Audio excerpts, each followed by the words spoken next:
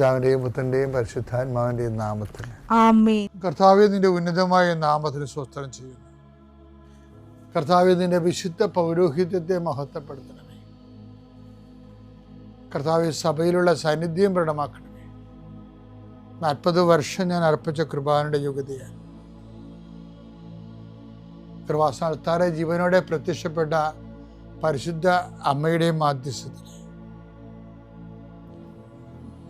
ഈ പ്രാർത്ഥന പ്രതീക്ഷിച്ചുകൊണ്ട് ലോകം മുഴുവനും വിവിധ സ്ഥലങ്ങളിൽ ജാഗ്രതയോടെ ഇരിക്കുന്ന ഓരോ മകൻ്റെ മേലും മകളുടെ മേലും കർത്താവേ, നിന്റെ തിരുമുറുവാർന്ന വലതുകരം ആണിപ്പെടുന്ന അത്ഭുതകരം വെക്കണമെന്ന് പ്രാർത്ഥിക്കുന്നു.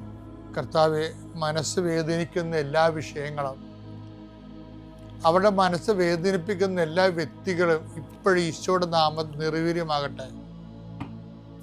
കർത്താവെ, മനസ്സ് വിഷമിപ്പിക്കുന്ന സാഹചര്യങ്ങൾ, ചെയ്തെടുക്കേണ്ട ഉത്തരവാദിത്തങ്ങൾ, മറ്റുള്ളവർ നമ്മളെ പഴി പറയാൻ സാധ്യതയുള്ള എല്ലാ വിഷയത്തിൻ്റെ മേലും കർത്താവിൻ്റെ കരുണ ചൊരിയുകയും നിങ്ങളെ കർത്താവ് ഇന്ന് നിലനിർത്തി തരികയും ചെയ്യട്ടെ. നിങ്ങൾ പോകുന്ന വഴികൾ, കണ്ടുമുട്ടുന്ന വ്യക്തികൾ, ചെയ്യുന്ന കാര്യങ്ങൾ, യാത്ര ചെയ്യുന്ന വാഹനങ്ങൾ, ഒപ്പിടുന്ന പേപ്പറുകൾ, കൈമാറുന്ന രേഖകൾ, കഴിക്കുന്ന മരുന്ന് എല്ലാം മാതാവിൻ്റെ മധ്യസ്ഥത്തിൽ യേശുനാമത്തിൽ അനുഗ്രഹിക്കപ്പെടുകയും നീ ദൈവത്തെ അനുഭവിക്കാൻ ഇന്ന് നിന്നെ സഹായിക്കുകയും ചെയ്യട്ടെ. നിത്യം പിതാവും പുത്രനും പരിശുദ്ധാത്മാവ് നീക്കുവാണ്. അമ്മേ പരിശുദ്ധമേ, ദൈവമാതാവേ, കൃപാസനത്തിലൂടെ ഞങ്ങൾക്കും ഞങ്ങളുടെ ദേശത്തിനും അമ്മ മധ്യസ്ഥം തേടി തന്ന എല്ലാ അനുഗ്രഹങ്ങൾക്കും കൃപകൾക്കും ഞങ്ങളിപ്പോൾ ഹൃദയം നിറഞ്ഞ നന്ദി പറയുന്നു. അമ്മേ പരിശുദ്ധമേ, ദൈവമാതാവേ, 2004 ഡിസംബർ 7 ഉച്ചകഴിഞ്ഞ് 2:30 കൃപാസനത്തിൽ സംഭവിച്ച അമ്മയുടെ പ്രത്യക്ഷപ്പെടലിനെ കുറിച്ച് തിരുസഭയ്ക്ക് സമർപ്പിച്ചിരിക്കുന്ന പഠനരേഖകളുടെ മേൽ സഭാത്മകമായ പഠനം ആരംഭിക്കുവാൻ ഞങ്ങൾ പ്രാർത്ഥിക്കുന്നു. അമ്മേ പരിശുദ്ധമേ, ഭൂസ്വർലോകങ്ങളുടെ രാജ്ഞിയായ അങ്ങേയ്ക്ക് ഭൗമസംരക്ഷണത്തിനായി പ്രപഞ്ചപ്രകൃതിയെ തന്നെ തിരുസഭ പ്രതിഷ്ഠിക്കുവാൻ ഈ പ്രത്യക്ഷീകരണം വഴി ഇടയാക്കണമേ. പരിശുദ്ധമേ, ജപമാല മാതാവേ, സകല കൃപാസനം പ്രാർത്ഥനയോടും ചേർത്ത് ഞങ്ങളിപ്പോൾ പ്രാർത്ഥിക്കുന്ന ഈ കുടുംബത്തിന്റെ പ്രത്യേക നിയോഗം മക്കളെ.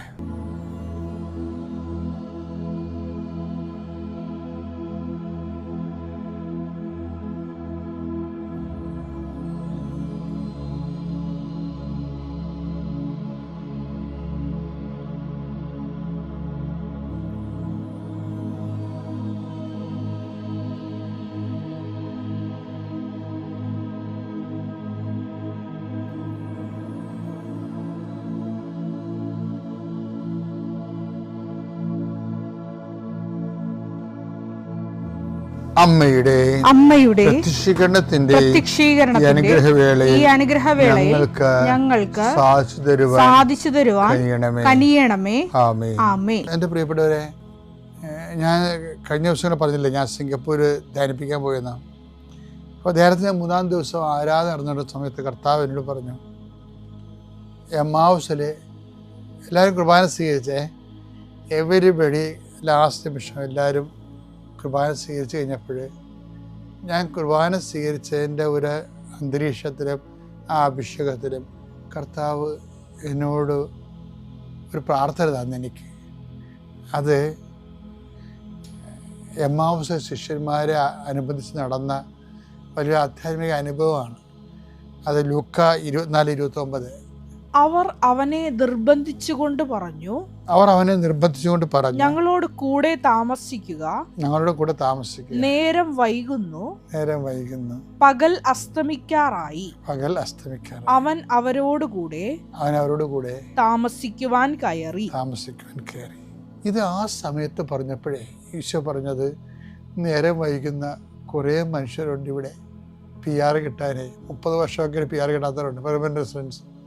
വിവാഹം ഒത്തുവരാത്ത മനുഷ്യരുണ്ട്, 10-33 വയസ്സായിട്ടും ജീവിത പങ്കാളില്ലാത്തവർ, മക്കളില്ലാത്തവരുണ്ട്, അവർക്ക് നേരം വൈകുന്നുണ്ട്.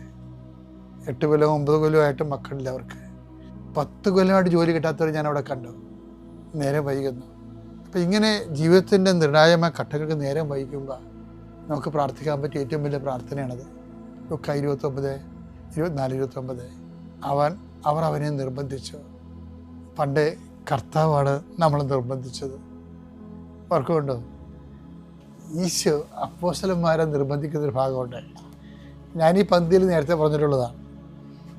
മറുകരയ്ക്ക് പോകാൻ അപ്പോസ്തലന്മാർ നിർബന്ധിച്ചു എന്ന്. അതൊരു പരിചരണമായിരുന്നു. രാത്രി കൊടുങ്കാറ്റൊക്കെ ഉണ്ടായിരുന്നു.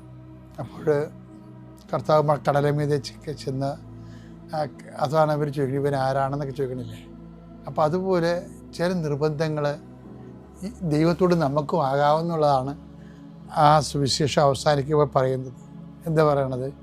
ലൂക്ക പറയണത്, നേരം വൈകുന്നു, അവൻ ഞങ്ങളോടൊത്ത് വസിക്കാൻ, ഞങ്ങളോട് താമസിക്കുക എന്ന് പറഞ്ഞുകൊണ്ട് അവരവനെ നിർബന്ധിച്ചു.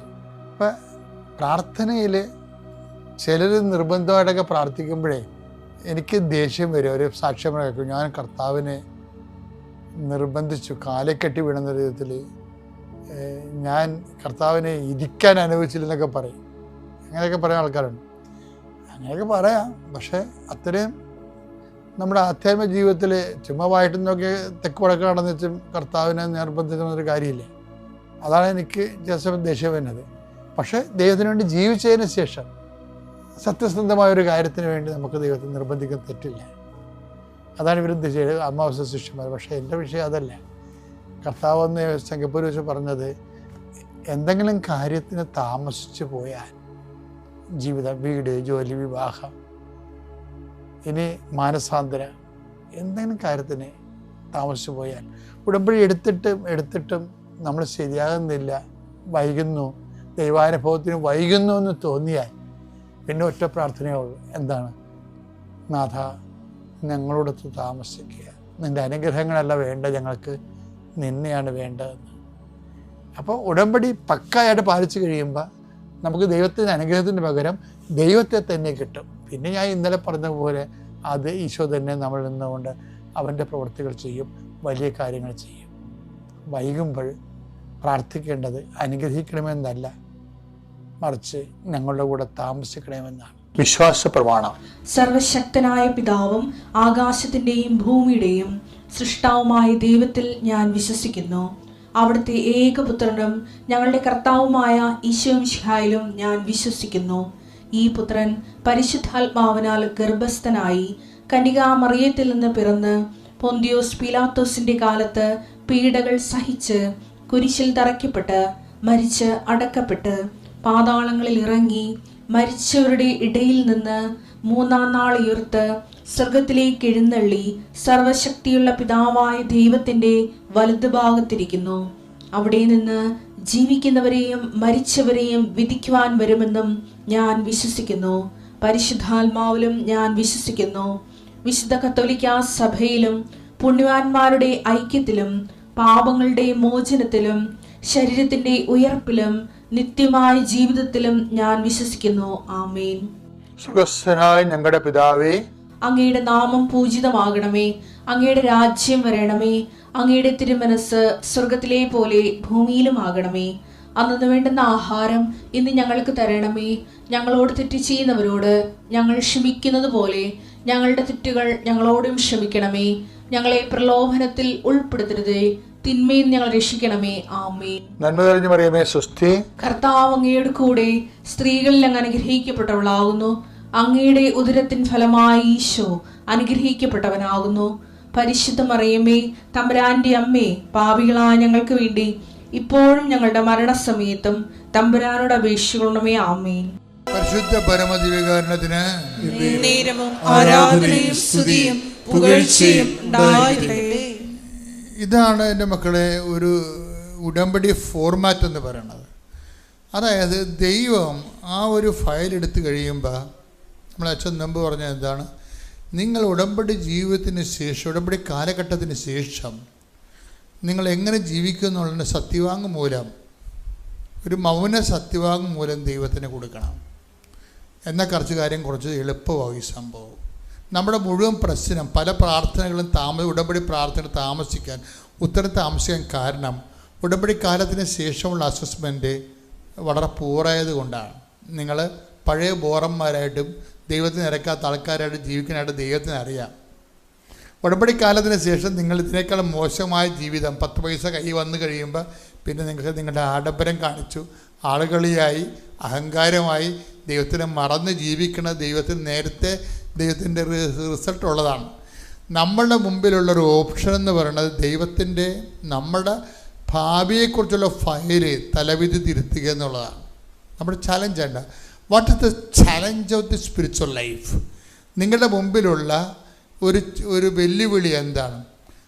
നിങ്ങളുടെ ഇനിയുള്ള ശേഷിച്ച ജീവിതകാലത്തെക്കുറിച്ച് ദൈവത്തിരുസന് ഓൾറെഡി റെക്കോർഡായിട്ട് പോയിട്ടുള്ള വിഷയങ്ങളിൽ ദൈവത്തിന് നിരക്കാത്തത് വല്ലതും ഉണ്ടെങ്കിൽ തിരുത്തണം നിങ്ങൾ. മനസ്സിലായോ? നമ്മുടെ തലവിധി നമുക്ക് തന്നെ തിരുത്താൻ പറ്റും. വെച്ച് കഴിഞ്ഞാൽ നമ്മൾ ഒരു സത്യവാങ്മൂലം കൊടുക്കണം. കർത്താവേ, ഞാൻ ഈ അപകട അവസ്ഥയിൽ നിന്ന് നീ ഉടമ്പടി വഴി എന്നെ രക്ഷപ്പെടുത്തിയാൽ ശേഷിച്ച കാലം, ഇപ്പം റീന നിലമ്പൂർ എന്താ പറയണത്? ഞാൻ മാത്രമല്ല, എൻ്റെ മകൻ മാത്രമല്ല, എൻ്റെ കർത്താവേ, ഞങ്ങളുടെ ഈ രക്തത്തിൽ പിറക്കുന്ന തലമുറകളെല്ലാം നിൻ്റെ വിശ്വാസം ജീവിക്കാൻ വേണ്ടിയാണ് ഞാൻ പ്രാർത്ഥിക്കണമെന്ന്. ആ ലേഡിയുടെയൊക്കെ പ്രാർത്ഥന എന്തെങ്കിലും റിജക്റ്റ് ആവുക? ഒരിക്കലും റിജക്റ്റ് ആകത്തില്ല. റിജക്റ്റാണെന്ന് നല്ലൊരു പ്രശ്നം. അവർ പറയേണ്ട കാര്യമില്ല.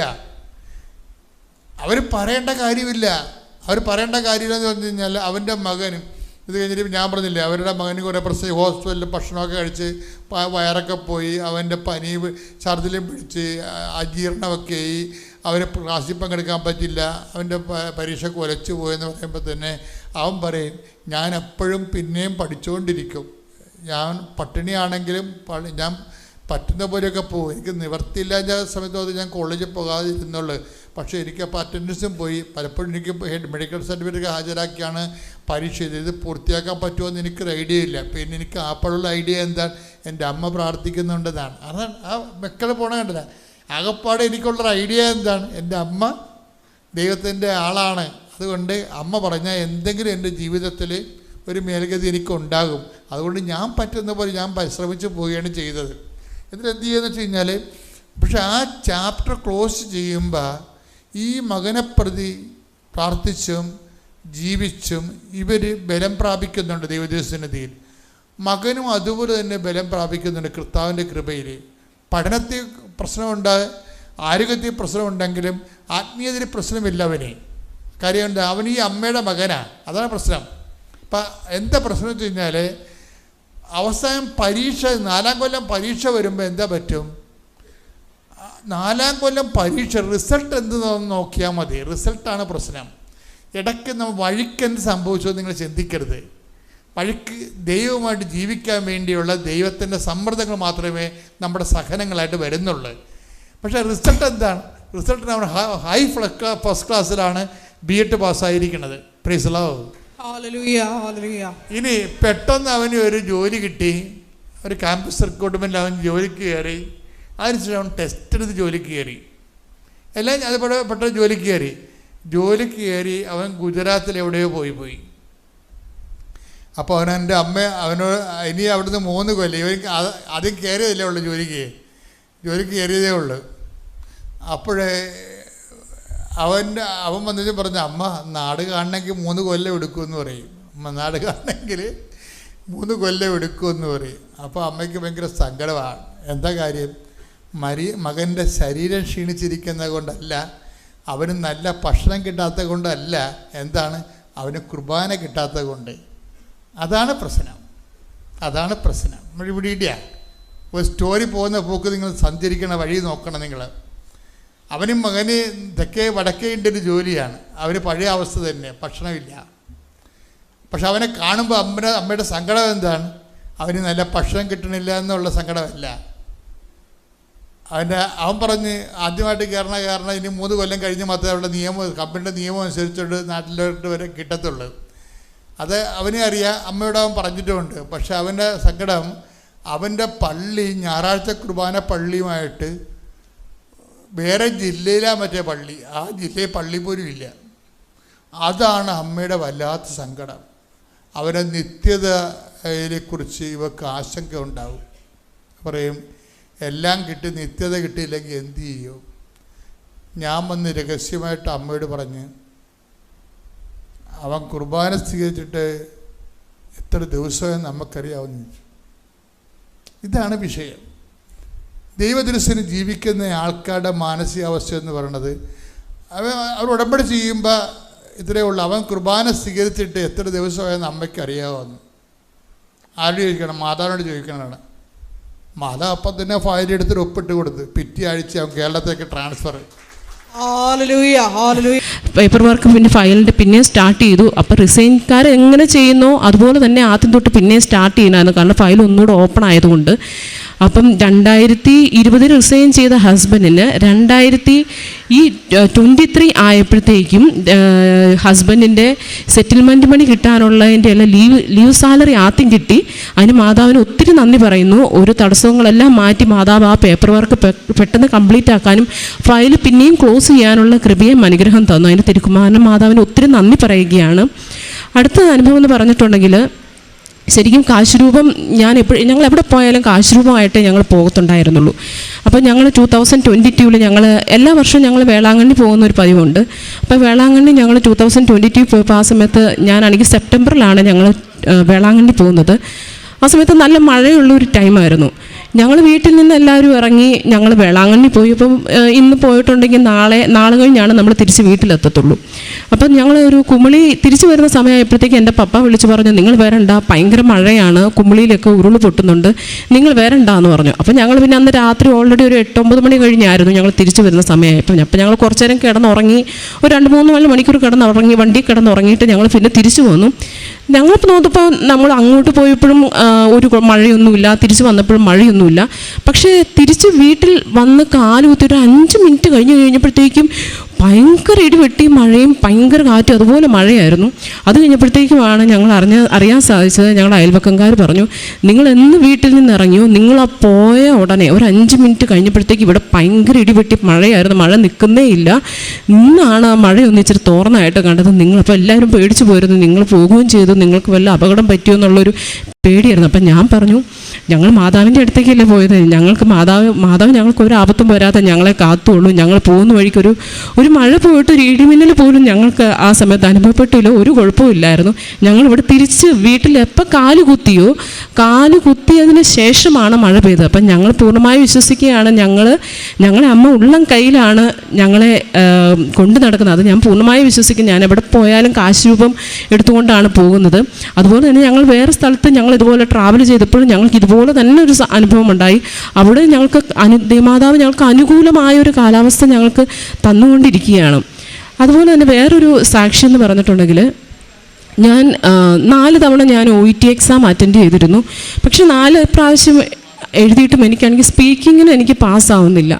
അപ്പോൾ ഒരു 3-ാമത്തെ പ്രാവശ്യം 4-ാമത്തെ പ്രാവശ്യം ഞാൻ പക്ഷേ പ്രാക്ടീസ് ചെയ്യുമ്പോൾ നന്നായിട്ട് സ്പീക്ക് ചെയ്യുന്നുണ്ട്. പക്ഷേ എനിക്ക് അവിടെ എക്സാമിനറുടെ ഫ്രണ്ട് ചെല്ലുമ്പോഴത്തേക്ക് എൻ്റെ കോൺഫിഡൻസ് ഒക്കെ പോവും. അപ്പം ഞാൻ മാതാവിനോട് ഞാൻ പിന്നെ കരഞ്ഞാണ് ഞാൻ ഇറങ്ങി വരുന്നത്. എനിക്ക് സംസാരിക്കാൻ പറ്റത്തില്ല, എൻ്റെ നാക്കിൽ ആരോ കയറി പിടിച്ചേക്കുന്ന പോലെ എനിക്ക് സംസാരിക്കാൻ പറ്റത്തില്ല. അപ്പം ഞാൻ കരഞ്ഞ് എനിക്കങ്ങ് വിഷമമായി മാതാവിനോടൊക്കെ. മാതാവേ, ഞാൻ നിന്നോട് എത്ര പ്രാർത്ഥിച്ചിട്ടാണ് എനിക്കെന്താണ് അത് മാത്രം കിട്ടാതെ ഞാൻ ഇപ്പോഴും കരഞ്ഞ് പ്രാർത്ഥിക്കുമായിരുന്നു. അങ്ങനെ ആ സമയത്ത് വെക്കേഷൻ വന്നു കഴിഞ്ഞപ്പോഴത്തേക്കും ഞാനാണെങ്കിൽ തീർത്ഥാടന ഉടമ്പടി എടുത്തു. തീർത്ഥാടന ഉടമ്പടി ആദ്യം വെച്ച നിയോഗം എന്ന് വെച്ചാൽ എൻ്റെ സ്പീക്കിംഗ് പാസ്സാക്കി തരണേന്നായിരുന്നു. അതിനുശേഷം ഞാനാണെങ്കിൽ ഇവിടുന്ന് വന്ന് ഞാൻ കുവൈറ്റിലായതുകൊണ്ട് എനിക്ക് ഇവിടുന്ന് 3 ബണ്ടിൽ പത്രം കിട്ടിയിരുന്നു. ഞാനപ്പോൾ അത് അവിടെ എല്ലാവർക്കും ഞാനവിടെ പള്ളികളിലും ചില കടകളിലൊക്കെ കൊണ്ടുപോയി കൊടുക്കാൻ തുടങ്ങി. അല്ലാതെ നമുക്ക് അവിടെ പ്രേക്ഷിത വേല ചെയ്യാനായിട്ട് സാധിക്കുകയില്ല. പിന്നെ ഞാൻ എൻ്റെ യൂട്യൂബിൽ എല്ലാവർക്കും ഞാൻ ഷെയർ ചെയ്യും. അങ്ങനെ ഞാനാണെങ്കിൽ അടുത്ത എക്സാം ഡേറ്റ് എടുത്തു. ഞാൻ സ്പീക്കിംഗ് ഞാനാണെങ്കിൽ അമ്മ മാതാവിനോട് പ്രാർത്ഥിച്ച് പക്ഷേ എനിക്കൊരു ധൈര്യമില്ല. എനിക്കങ്ങനെ ഞാൻ അന്ന് രാവിലെ ഞാൻ എക്സാമിന് പോയി. ആ എക്സാമിന് എനിക്ക് 12:45 1 മണിക്കാണ് എൻ്റെ എക്സാം. അപ്പോൾ 12:45 ആയപ്പോൾ നമുക്ക് അവിടെ ചെന്ന് കയറുകയാണ് ഞാൻ സ്പീക്കിങ്ങിന് മുമ്പ്. പക്ഷേ ഞാൻ മാതാവിനോട് പ്രാർത്ഥിച്ചു. അപ്പം ഞാനാണെങ്കിൽ വീട്ടിൽ നിന്ന് പോകുന്നതിന് മുമ്പ് ഞാനാണെങ്കിൽ ഉടമ്പടി തൈലം എടുത്ത് ഞാൻ എൻ്റെ വിശ്വാസ പ്രമാണം ചൊല്ലി ഞാൻ എൻ്റെ കണ്ണിലും എൻ്റെ നാവിലും എൻ്റെ ചെവിയിലും എല്ലാം ഞാൻ കുരിശ് വരച്ചിട്ടാണ് ഞാൻ പോകുന്നത്. അപ്പം എനിക്ക് ആൻസർ ശരിക്കും കാണിച്ചു തരണമെന്നും നാവിൽ പറയുമ്പോഴത്തേക്ക് എന്നെ അമ്മേ മാതാവേ നീ എനിക്ക് വേണ്ടി സംസാരിക്കണമെന്നും ചെവിയിൽ അമ്മേ മാതാവ് അവർ പറയുന്നത് എനിക്കത് കറക്റ്റായിട്ട് കേൾപ്പിച്ച് തരണമെന്നും പ്രാർത്ഥിച്ചാണ് ഞാൻ ഉടമ്പടി തൈലം എടുത്ത് ഞാൻ പ്രാർത്ഥിച്ച് ഞാൻ പോകുന്നത്. അതുപോലെ തന്നെ എല്ലാവരും ഞാൻ ഉടമ്പടിയിൽ ഞാൻ സാക്ഷ്യത്തിൽ ഞാൻ കേട്ടിട്ടുണ്ട്, ഉടമ്പടി ഉപ്പ് നമ്മളവിടെ എക്സാം സെൻറ്ററിൽ അവിടെ ചെല്ലുമ്പോഴത്തേക്കും നമ്മളാണെങ്കിൽ വിശ്വാസ പ്രമാണം ചൊല്ലി നമ്മളവിടെ പ്രാർത്ഥിക്കുന്നു. അങ്ങനെ ഞാനാണ് ഉടമ്പടി ഉപ്പും ഞാൻ സൈഡിലായിട്ട് ഞാൻ ഇട്ടിരുന്നു. ഞാൻ സ്പീക്കിങ്ങിന് കയറുന്നതിനപ്പോൾ എനിക്കറിയത്തില്ല, എന്നിലേക്കൊരു വലിയൊരു ശക്തി കയറിയിട്ട് എന്നെ അറിയത്തില്ല എന്നെ ആരാണ് ആ ഹോളിലേക്ക് കൊണ്ടുപോകുന്നതെന്ന്. കാരണം എനിക്കറിയാം എന്നെ ഭയങ്കര ഒരു ധൈര്യമാണ് എനിക്കപ്പോൾ കിട്ടിയത്. ഞാനതിൻ്റെ ആ എക്സാമിനറുടെ ഫ്രണ്ടിൽ ചിലപ്പോൾ ഞാൻ അവിടെ എൻ്റെ ഒരു ഇച്ചിരി ഉപ്പുണ്ടായിരുന്നു. അപ്പോൾ ഞാൻ ഇരുന്നിട്ട് ഞാൻ സൈഡിലായിട്ട് ഞാൻ അവിടെ ഇട്ടു. പിന്നെ ഞാൻ ഭയങ്കര ധൈര്യത്തിലാണ് ഞാൻ സംസാരിക്കുന്നതൊക്കെ. എനിക്ക് ഒരിക്കലും ഞാൻ സംസാരിച്ചിട്ടില്ലാത്ത പോലെയാണ് അന്ന് സ്പീക്കിംഗ് ചെയ്തത്. അതിനുശേഷം ഞാൻ ഇറങ്ങി വന്നു. അപ്പോൾ എല്ലാവരും ചോദിച്ചു എങ്ങനെ ഉണ്ടായിരുന്നു. ഞാൻ പറഞ്ഞു ആ കുഴപ്പമില്ലായിരുന്നു. പക്ഷേ ആ സെയിം ക്വസ്റ്റ്യൻ ആൻസേഴ്സ് കിട്ടി ഒത്തിരി പേർക്ക് അത് ടഫായിരുന്നു. അപ്പോൾ ഞാൻ എന്നിട്ട് പിന്നെ ഞാൻ എഴുതിയിട്ട് പ്രാർത്ഥിച്ചിരുന്നു എനിക്ക് റിസൾട്ട് വരുമ്പോൾ എനിക്ക് 350 കിട്ടണേ എന്ന് പറഞ്ഞായിരുന്നു ഞാൻ പ്രാർത്ഥിച്ചത്. പക്ഷേ റിസൾട്ട് വരുന്നതെന്ന് ഞാനിവിടെ അച്ഛൻ്റെ ഉടമ്പടി ധ്യാനം കേട്ടുകൊണ്ടിരിക്കുകയായിരുന്നു. അപ്പം ഞാൻ റിസൾട്ട് വരുന്ന ട്യൂസ്ഡേയിലാണ്. അപ്പം ഞാനത് എനിക്കറിയാം റിസൾട്ട് വന്നു എന്നുള്ളത് എൻ്റെ ഹസ്ബൻഡ് വിളിച്ച് പറഞ്ഞു. പക്ഷേ എത്ര സ്കോറായി എന്താണെന്ന് അറിയത്തില്ല. എന്താണെങ്കിലും ഞാൻ ഉടമ്പടിയുടെ ആരാധനയും എല്ലാം കഴിഞ്ഞിട്ടേ ഞാൻ റിസൾട്ട് കാണുന്നുള്ളൂ എന്ന് വെച്ച് അതിന് ശേഷമാണ് ഞാൻ റിസൾട്ട് കേൾക്കുന്നത്. ഞാൻ 350 എന്ന് എഴുതി പ്രാർത്ഥിച്ച് എനിക്ക് എൻ്റെ മാതാവും തിരുക്കുമാറിന് എനിക്ക് 380 മാർക്ക് തന്നാണ് എന്നെ പാസ്സാക്കിയത്. മാതാവിന് ഞാൻ ഒരുപാട് നന്ദി പറയുകയാണ്. കാരണം എനിക്കറിയാം, കാരണം എൻ്റെ അതിനു മുമ്പുള്ള 4 എക്സാമിൻ്റെയും സ്പീക്കിംഗ് എനിക്ക് വളരെ മോശമായിരുന്നു. അപ്പം അതിന് ശേഷം ഞാനാണെങ്കിൽ എനിക്കറിയാവുന്ന പോലെയൊക്കെ ഞാൻ എൻ്റെ ഫ്രണ്ട്സിനൊക്കെ ഞാൻ OETയുടെ റൈറ്റിങ്ങും സ്പീക്കിങ്ങൊക്കെ ഞാൻ എല്ലാവർക്കും ഞാനാണെങ്കിൽ പറഞ്ഞു കൊടുക്കും. പിന്നെ അതിന് ഞാൻ ഒത്തിരി നന്ദി പറയുന്ന മാതാവിനും തിരുക്കുമാറിനും. പിന്നെ അടുത്തൊരു സാക്ഷ്യം എന്ന് വെച്ചിട്ടുണ്ടെങ്കിൽ ഞാൻ ഹോസ്റ്റലിലാണ് ഇപ്പം. ഫാമിലി ഹസ്ബൻഡ് നിർത്തി പോകുന്നതുകൊണ്ട് ഞാനിപ്പോൾ ഹോസ്റ്റലിലാണ്. അപ്പോൾ ഒരു റൂമിൽ ഞങ്ങൾ 2 പേരാണുള്ളത്. അപ്പം ഞങ്ങൾ ഫാമിലിയായിട്ട് താമസിച്ചുകൊണ്ടിരുന്ന ഒരു മാതാവിൻ്റെ ഒരു തിരുഹൃദയത്തിൻ്റെ ഒരു ഫോട്ടോ ഫ്രെയിമുണ്ട്. അത് പിള്ളേർ ആ സമയത്ത് ബോളൊക്കെ കളിച്ച് അതിൻ്റെ ചില്ലൊക്കെ പൊട്ടിപ്പോയിരുന്നു. അതിൽ ലൈറ്റ് തെളിയുന്നതായിരുന്നു. അപ്പം അത് കേടായി പോയത് കൊണ്ട് ഞാനാണെങ്കിൽ അതിൻ്റെ വയറൊക്കെ ഞാൻ കട്ട് ചെയ്ത് കളഞ്ഞിരുന്നു. അപ്പം ഞാൻ ഇവിടുന്ന് ഉടമ്പടി കൃപാസനത്തിൽ മാതാവിൻ്റെ ഞാനാണെങ്കിൽ ഒരു ഫോട്ടോ ഫ്രെയിം ചെറിയൊരു ഫോട്ടോ ഫ്രെയിം കൊണ്ടുവന്നായിരുന്നു. അത് ഞാൻ ഈ തിരുഹൃദയത്തിൻ്റെ മാതാവിൻ്റെ മുമ്പിൽ തന്നെയാണ് ഞാനത് വെച്ചത്. അപ്പോൾ എനിക്കെപ്പോഴും ഉണ്ട്, ഞാൻ രാത്രി കിടക്കുന്നതിന് മുമ്പ് ഞാൻ ഈ മാതാവിൻ്റെ കൃപാസന മാതാവിൻ്റെ ഈ രൂപം, അതായത് ഈ ഫോട്ടോ ഫ്രെയിം ഞാൻ കെട്ടിപ്പിടിച്ച് ഞാൻ സംസാരിച്ച് പ്രാർത്ഥിച്ചാണ് ഞാൻ കിടക്കുക. അപ്പോൾ എന്തെങ്കിലും വിഷമങ്ങളുണ്ടെങ്കിലും എല്ലാം ഞാൻ മാതാവിനോട് സംസാരിച്ചാണ് ഞാൻ കിടക്കാറ്. അപ്പോൾ ഞാൻ ലൈറ്റ് ഓഫാക്കി, അന്ന് ഈവനിങ് ഡ്യൂട്ടി ആയിരുന്നു, ലൈറ്റ് ഓഫാക്കി ഞാൻ കിടക്കാൻ നേരത്തോടെ ഞാനാണെങ്കിൽ മാതാവിൻ്റെ ഒരു ഫോട്ടോ ഫ്രെയിം എടുത്തില്ലല്ലോ എന്ന് ഞാൻ ഓർത്തത്. അപ്പോൾ ഞാൻ പെട്ടെന്ന് കൈ നീട്ടി ഞാൻ എടുത്തു കഴിഞ്ഞപ്പോഴത്തേക്കും വർഷങ്ങളായിട്ട് കത്താതിരുന്ന മാതാവിൻ്റെ തിരുഹൃദയത്തിൻ്റെ ആ രൂപത്തിൽ നിന്ന് പെട്ടെന്ന് ലൈറ്റ് കത്തുന്നു. അപ്പോൾ ഞാൻ വിചാരിച്ചു കത്താവ് ഇതെന്നെ മാതാവിനോട് പറഞ്ഞു, മാതാവ് ഇതെന്താ ചെയ്ത് എനിക്കങ്ങ് വിശ്വസിക്കാൻ പറ്റുന്നില്ല, അത് എനിക്ക് തോന്നിയതാണോ. ഞാൻ പെട്ടെന്ന് ചാടി എണീറ്റിരുന്നു. അപ്പോൾ ഞാൻ പിന്നെ മാതാവിനോട് പറഞ്ഞു ഞാൻ ഒന്നുകൂടി ഒന്ന് തൊട്ട് നോക്കട്ടെ. അപ്പോൾ ഞാൻ എപ്പോഴും ഞാൻ മാതാവിനോട് പറയുമായിരുന്നു, മാതാവേ നീ എൻ്റെ പ്രാർത്ഥന കേൾക്കുന്നുണ്ട്, നീ എൻ്റെ കൂടെ ഉണ്ട് എന്നുള്ളതിന് നീ എനിക്കൊരു അടയാളം തരണമെന്ന് ഞാൻ മാതാവിനോട് എപ്പോഴും ഞാൻ കരഞ്ഞ് പ്രാർത്ഥിക്കുമായിരുന്നു ഞാൻ. അപ്പം ഞാൻ ഒന്നുകൂടി ഞാൻ മാതാവിനോട് പ്രാർത്ഥിച്ച് പറഞ്ഞു, മാതാവ് ഇത് എനിക്ക് തോന്നിയതല്ല എന്നുണ്ടെങ്കിൽ നീ എനിക്ക് ഒന്നുകൂടി അതിൽ നിന്ന് ലൈറ്റ് കത്തിച്ച് കാണിക്കണം. ഞാൻ ഒന്നുകൂടി അതിൽ തൊട്ട് കഴിഞ്ഞപ്പോഴത്തേക്ക് ആ ലൈറ്റുകളെല്ലാം പിന്നെയും കത്തി. അപ്പോൾ എനിക്ക് പൂർണ്ണ വിശ്വാസമായി മാതാവ് എൻ്റെ കൂടെ തന്നെ ഉണ്ട് എന്ന്. അൻഡു കുറിയാക്കോസ്, ഞാൻ എറണാകുളം ജില്ലയിൽ നിന്ന് വരുന്നു. ഞാൻ ഉടമ്പടി എടുത്തത് 2019 ഫെബ്രുവരിയിലാണ്. എൻ്റെ ഉടമ്പടി നിയോഗത്തിലെ ഫസ്റ്റ് നിയോഗം ഞങ്ങളുടെ ഒരു സ്ഥലക്കച്ചവടത്തിൻ്റെ കാര്യമായിരുന്നു.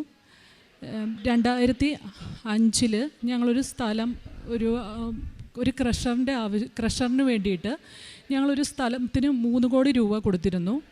പാർട്ണർഷിപ്പിന് വേണ്ടിയിട്ടാണ്. ഞങ്ങളുടെ ഫാമിലി എല്ലാവരും ചേർത്താണ് 3 കോടി രൂപ കൊടുത്തത്. പക്ഷേ ആ ഉടമസ്ഥയിലുള്ള ആൾ ഞങ്ങളെ പറ്റിക്കുകയാണ് ഉണ്ടായത്. അയാൾ അതിന് പകരമായി ഞങ്ങൾക്കൊരു സ്ഥലം എഴുതി തന്നെങ്കിലും ആ സ്ഥലം വിൽക്കുവാൻ അയാൾ ഞങ്ങളെ അനുവദിച്ചിരുന്നില്ല. ഓരോ വിൽപ്പനക്കാർ വരുമ്പോഴും ആ സ്ഥലത്തിന് എന്തെങ്കിലും പ്രശ്നമുണ്ടെന്നൊക്കെ പറഞ്ഞ് അയാൾ വിൽപ്പന മുടക്കുകയാണ് ചെയ്തിരുന്നത്. അങ്ങനെ ഞങ്ങൾക്ക് ബാങ്കിൽ നിന്ന് ലോൺ എടുത്തായിരുന്നു ഞങ്ങൾ ഈ പൈസ കൊടുത്തിരുന്നത്. ഞങ്ങൾക്ക് നല്ലൊരു കടബാധ്യതയിലേക്ക് പോവുകയായിരുന്നു. അങ്ങനെ ഉടമ്പടി എടുത്തതിൻ്റെ ഭാഗമായിട്ട് ഞങ്ങൾക്ക് ആ സ്ഥലം വിറ്റുപോവുകയും ഞങ്ങളുടെ ബാധ്യതകൾ തീരുകയും ചെയ്തു. രണ്ടാമതായി എനിക്കുണ്ടായ നിയോഗം, എൻ്റെ ഹസ്ബൻഡ് 10 വർഷമായി അബുദാബിയിൽ വർക്ക് ചെയ്യുന്നു. 4 വർഷം കൂടുമ്പോഴാണ് ജോലിക്ക് കയറി 4 വർഷം കൂടുമ്പം അവർക്ക് പ്രമോഷൻ കിട്ടേണ്ടതാണ്. പക്ഷേ ഇവരുടെ മാനേജർ ഇവരുടെ ഡിപ്പാർട്ട്മെൻറ്റിൽ മാത്രം പ്രമോഷൻ കൊടുക്കുന്നുണ്ടായിരുന്നില്ല. ഉടമ്പടി നിയോഗത്തിൽ ഞാൻ നിയോഗമായി ഇതും സമർപ്പിച്ചിരുന്നു. അതിൻ്റെ ഭാഗമായി നിയോഗമായി സമർപ്പിച്ചതിൻ്റെ ഭാഗമായി ഈ വർഷം ആദ്യം 10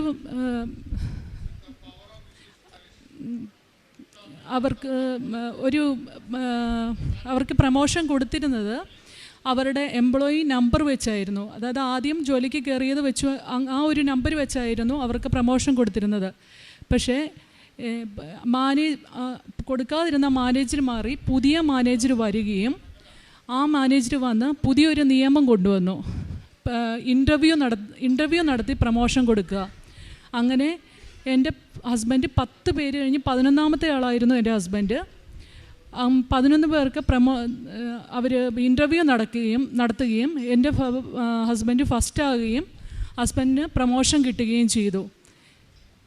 പിന്നെയുള്ളത് എൻ്റെ കുഞ്ഞുങ്ങൾക്ക് 2 പേർക്കും